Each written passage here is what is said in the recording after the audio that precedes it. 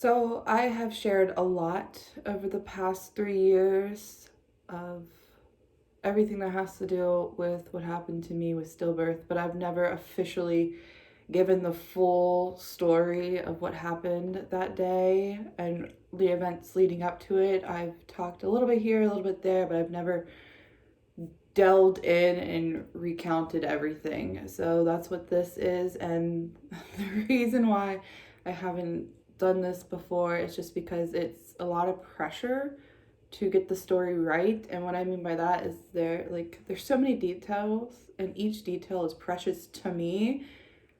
And I know I want to say them all. And I also know I don't want this video to be 3 hours long, so I'm gonna try to summarize more of the pregnancy and really talk about the day of, but it's important to talk about the pregnancy leading up to it to really understand where my mind was when I was giving birth to Leo. So my pregnancy with him was very turbulent. We were trying for a baby. As soon as we got married, we were trying for a baby and got married in October, and I finally got pregnant in June. And as soon as the stick said positive, I waited to tell my husband, and then I called all my family, my mom, my siblings, his mom, his siblings, and we knew to wait, which I find we thought we should wait. A lot of people do this. I think this is almost common practice that you wait till your first trimester is over before making it public knowledge. And I find that interesting that you're kind of mentally prepared as you can be. If a miscarriage were to happen, you're going to break down and have that happen, but you don't have to face it more publicly. Some people choose to do that, but I think that people are more aware of the likelihood of a miscarriage than they are of a stillbirth or more of a late term negative pregnancy outcome. So we waited our 13 weeks before announcing it to social media that we were pregnant. 20 weeks came and I had my anatomy ultrasound. Now, I was under the impression that I was only going to get 2 ultrasounds in this pregnancy, one to confirm and one for the anatomy scan, which is really upsetting. Had my anatomy scan, we found out it was a little boy. And the next day I got a phone call that they found a line on his heart. So they said this could be a marker of Down syndrome.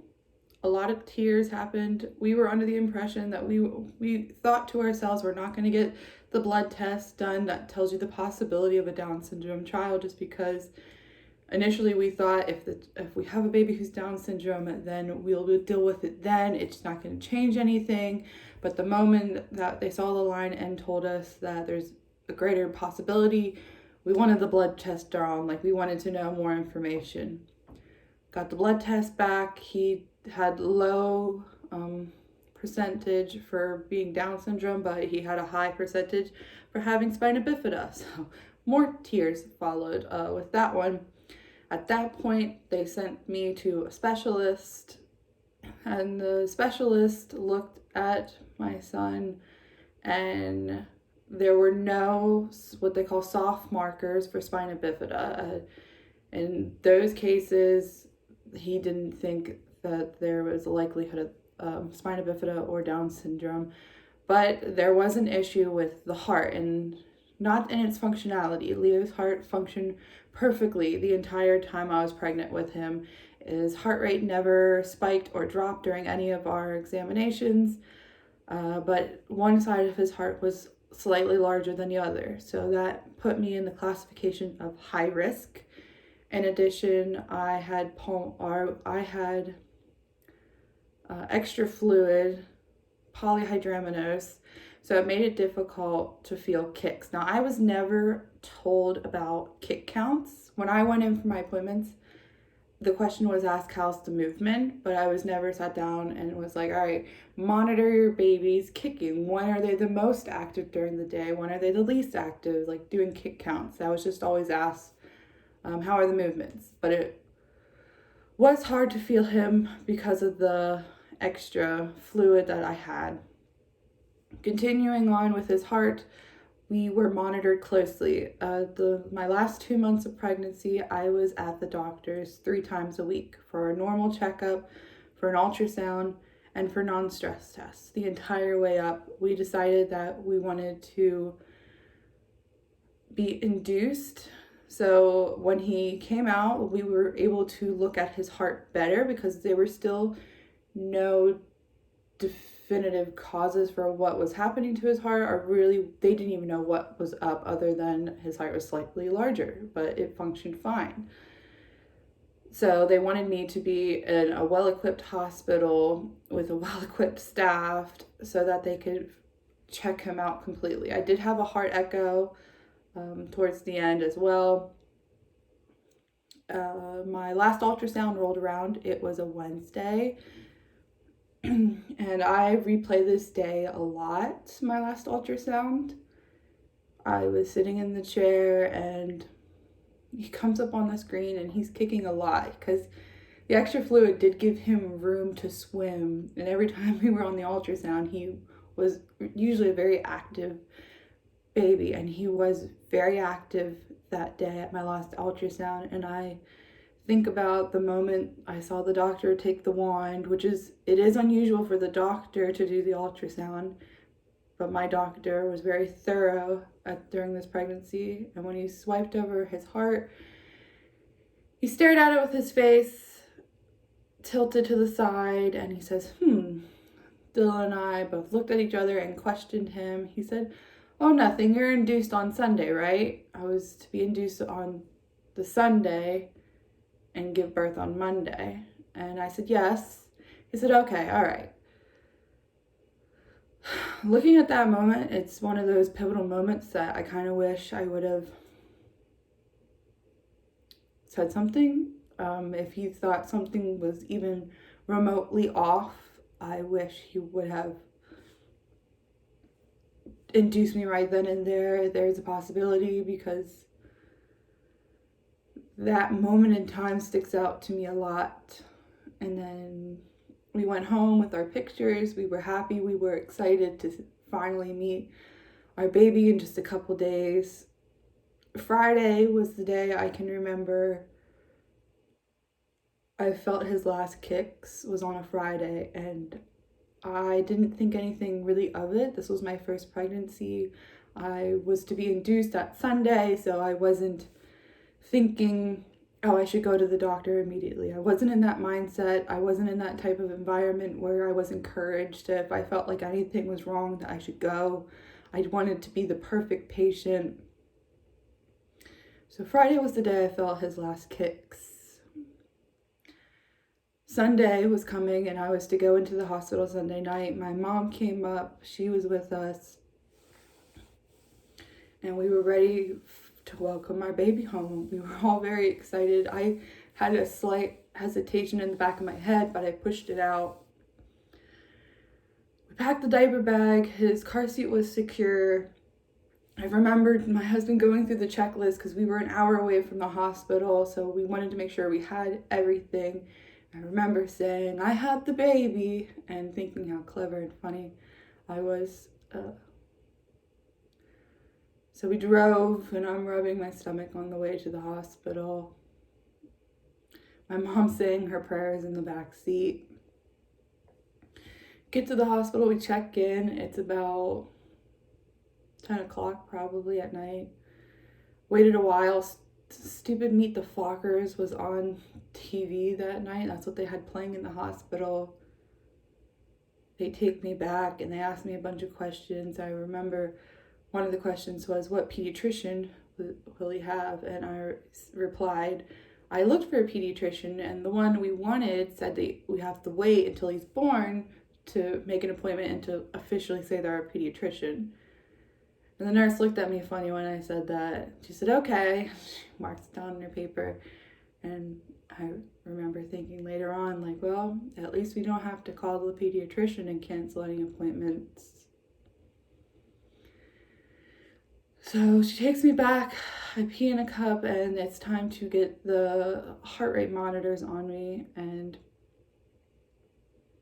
the nurse who comes in, a very nice lady, I remember her a lot, this one nurse. She goes to find the heart rate.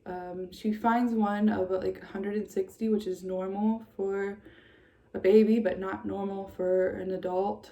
So she thought she found the heart.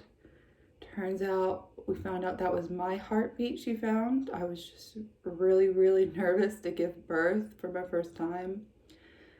So second nurse comes in and she thinks there's an issue with the heart monitor. So she goes and she checks it and she's struggling a bit, doesn't say anything, and she calls for the third nurse to come in. The third nurse comes in and she looks for a little bit. Nothing is said to me.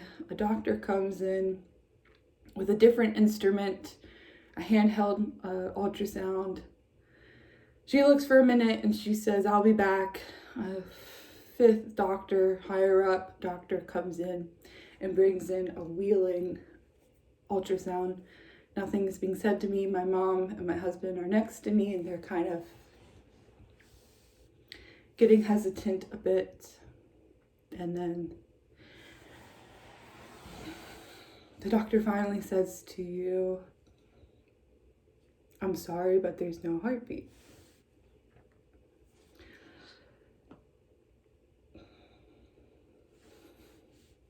She said, would you like to check in the ultrasound room? I can see the monitor in the labor and delivery room just fine. I know what those ultrasounds look like. I've been getting them for 2 months. I can see clearly. I know what the heart looks like. I know what it's supposed to be doing, and I know it's not doing that. And I knew going to a different room wasn't going to change that. So I said, no, I just want to stay here. I felt quite frozen. It didn't hit me. My mom's first reaction was, okay, what are you going to do? Like, you can restart his heart, right? So then they just kind of left us in the room for a bit. For a very long time, they just kind of left us to, I guess, to process the information. My mom and my husband kept leaving the room. They were making phone calls. I sat there until eventually someone came in and told us what has to happen next. Everything was still to go as scheduled. We were still have to be induced. I still have to deliver him. They still encourage a vaginal birth. And so we continued. And the nurse that messed up, who found my heartbeat instead of the baby's heartbeat, I remember her feeling so bad.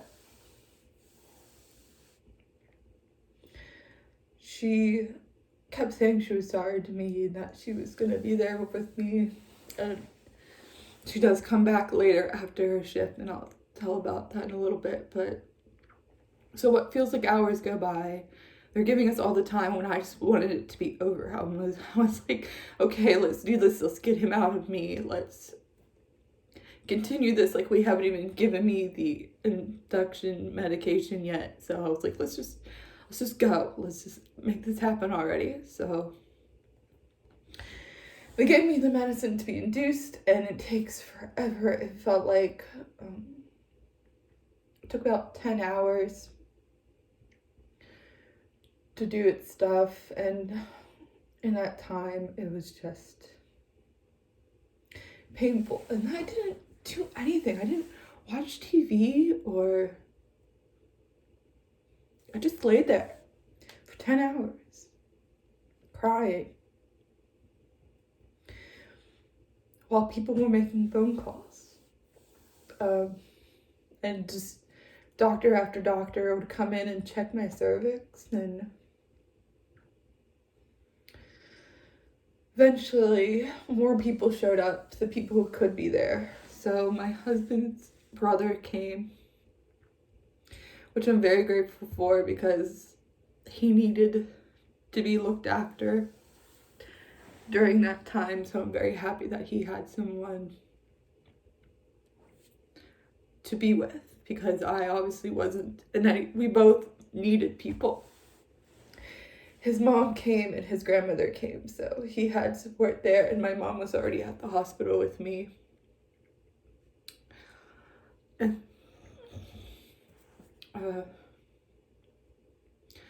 doctor came in and she warned us that what we were about to see, which was very scary to hear about the lips being dark, fingernails being different colors, sloughing of the skin, so having skin be pulled back and exposed because it was deteriorating.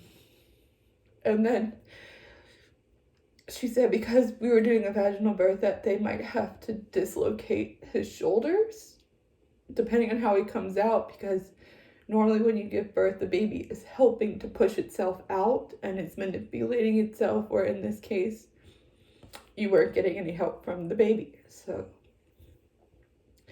that was really scary to hear. It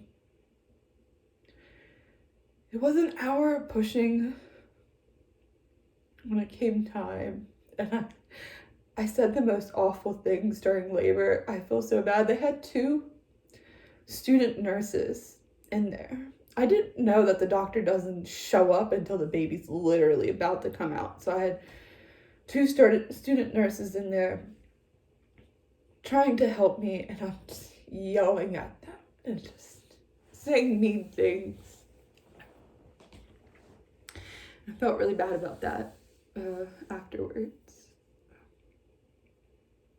It was a hard concept to grasp that I'm not bringing in new life. I'm birthing death. Like, and to go through all that pain and to not get anything out of it was just the worst torture any woman can go through. So I gave birth and they didn't put him on my chest. They took him away to clean him. They asked if I wanted to see him.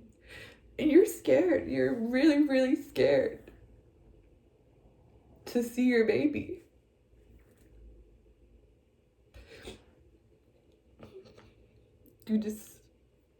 You're worried he's gonna look like a monster.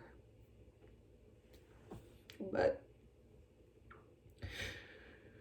my husband held him first, and then they put him in my arms. And he was perfect and beautiful, just a big, what looked like a healthy baby.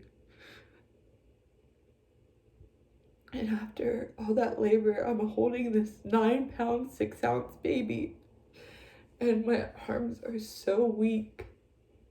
We got about 4 hours with him before they took him away. They didn't offer any cuddle cots or anything to help preserve the body or anything like that. They took footprints of him, but they didn't take any handprints. I didn't know you could ask for things like that, like a lock of his hair. Leo had the most beautiful, thick, black, curly hair, and it's my favorite feature of Leo. It's this black hair that he had. It was so beautiful, and I remember being in one of my ultrasounds and them telling me, like, oh, he has a lot of hair, and I was really excited to see it.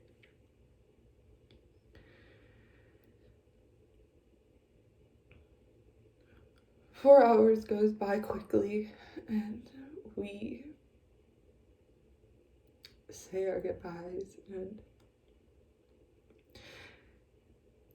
it's a feeling of anger that came over me, just like I was angry with him for not fighting harder to stay with us. And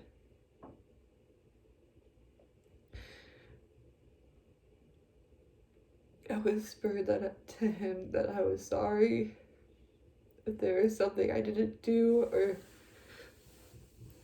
I wasn't listening to him.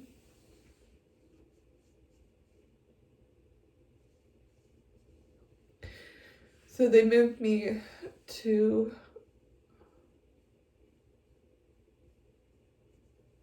a different wing. They moved me twice.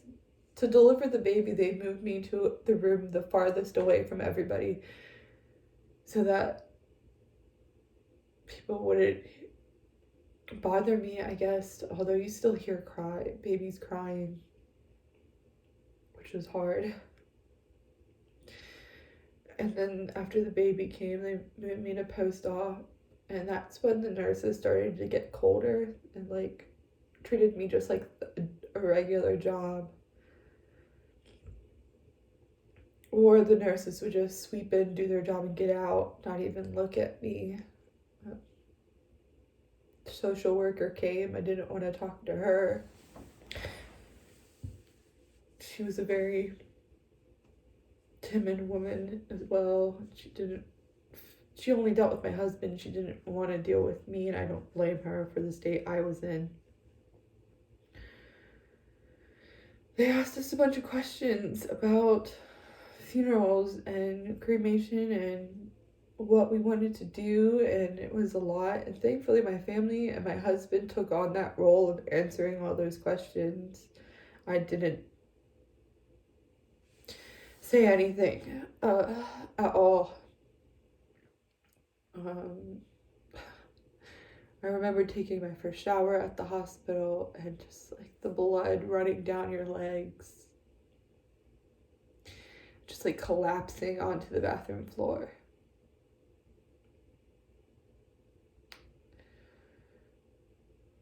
I finally got something to eat, and I slept for a majority of the next day when they said I can go home now. And there's a part of you that really wants to leave, and then there's a part of you that doesn't want to leave without your baby, to walk into the hospital with him still inside of you, and then to walk out of the hospital, he's not inside of you anymore, and he's not coming home. That was hard. I remember being put in a wheelchair to get to my car, and I'm holding on to his blanket like there's a baby still inside of this blanket.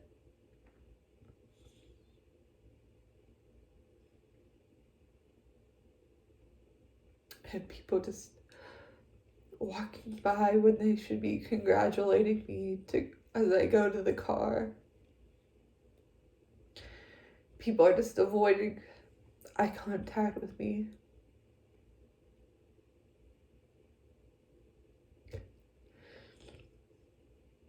I stepped into the car and we couldn't go home. Instead, we ended up going to a hotel because I didn't want to be home. I wasn't ready for that just yet. So, I'm sure I missed a couple details in the story, but the nurse who missed the heartbeat, she came back after Leo was born, and her street closed. She put her kids in daycare, and she came back in to see me, and I really, really, really appreciated her coming back, and I wish I could tell her how grateful I am that she was one of my nurses.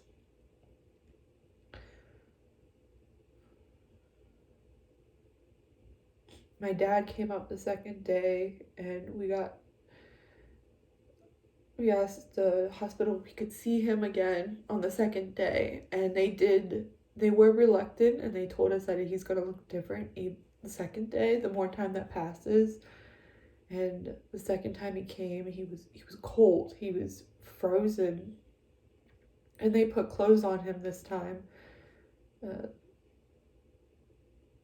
before he was just naked and wrapped in blankets. And the second day they actually put clothes on. I don't know where those clothes came from. I guess the hospital had them. And we got to see him. We didn't hold him the second day. We were afraid that he was too fragile. We didn't want to damage any part of him. So we just let him lay in the bassinet for about an hour just so my dad could say hi. And then I wanted to say goodbye. So I think those were all the important details. But that was my story. We did get an autopsy done.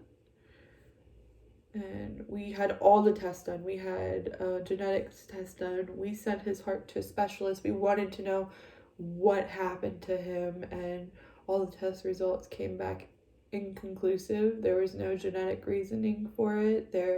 His heart was fine. The specialist said, like, they don't even know what was wrong with it. There's not a name for what he had. They thought it was pulmonary stenosis, original diagnosis, but after further investigation, it wasn't that, and they never told me what exactly it was, and they can't say that that was what caused him to pass.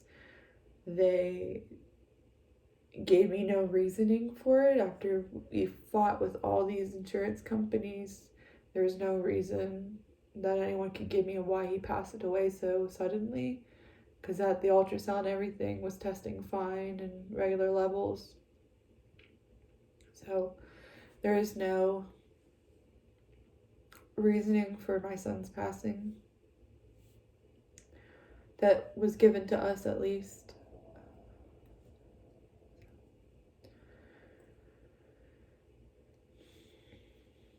If you made it this far, thank you for listening. Until next time, I'll talk to you later.